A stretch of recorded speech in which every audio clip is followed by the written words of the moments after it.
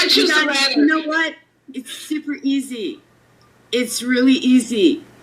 There is not a big, huge thing about correcting your status, your standing, this, that, and everything else. It all deals with your birth certificate. You got to roll it all the way back, and it deals with your birth certificate. It deals with your footprints.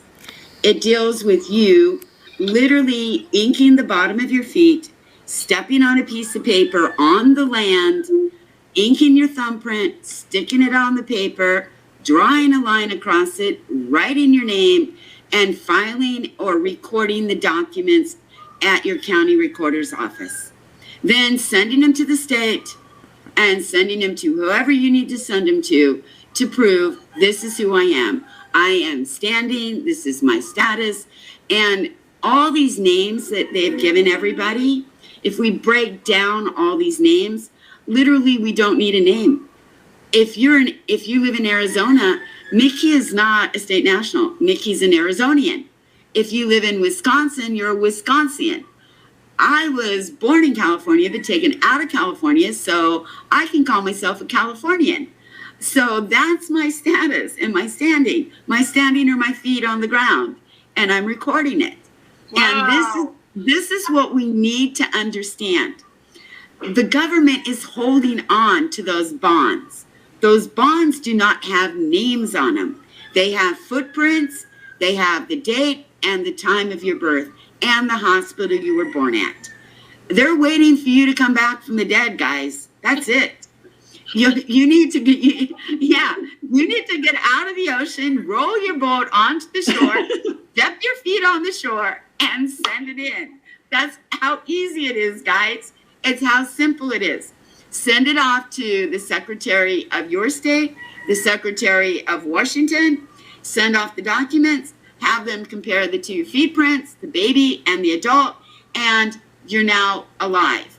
With the school system, we have a quick way to try to get parents out of this LGBTQ, all this garbage that's going on in the school system. You correct your children's status and standings at the same time. You make your children stand on a piece of paper. You make them put their thumbprint on it. You have your children sign it no matter how they sign it. If they're still too tiny, then you might have to sign it for them. But you're going to record this also at your county recorder's office. Then we're going to help you with a letter that you can actually deliver to your school system that will tell them, look, the registration card is wrong. We need to correct it. So you're going to take the footprints in, they're registered, you're going to get the card back, you're going to cross off that date of birth because you don't want to use it. You want to use the registration date on the bottom of the birth certificate. You're going to change it.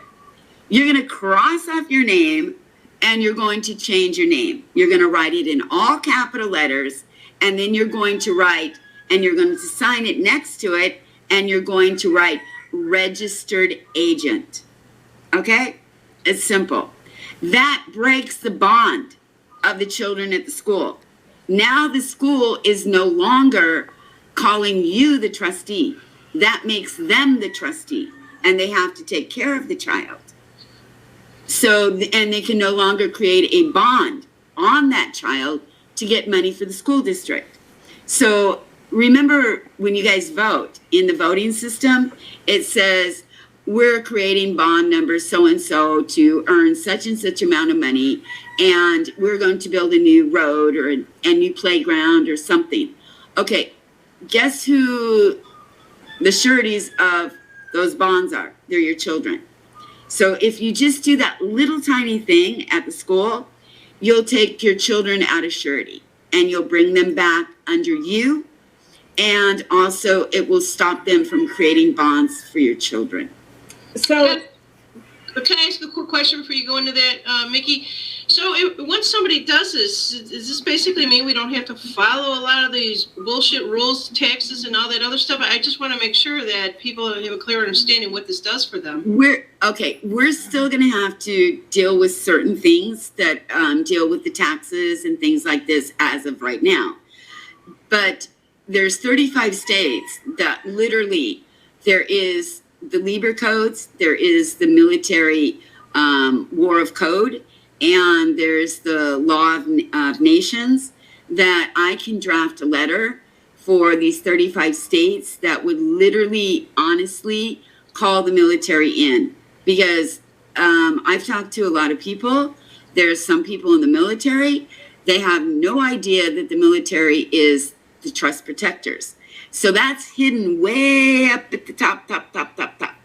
So if we start flooding the military, and it'd probably take about 100,000 letters just to flood the military to call them in, that we could literally take down the governments of these states, and the military would be put in charge until new elections could be done, and they could recover their flags, recover their seals, and recover their trust out of the trust indenture that Lincoln set up, and then bring it back into their states and start taking care of their states again by themselves.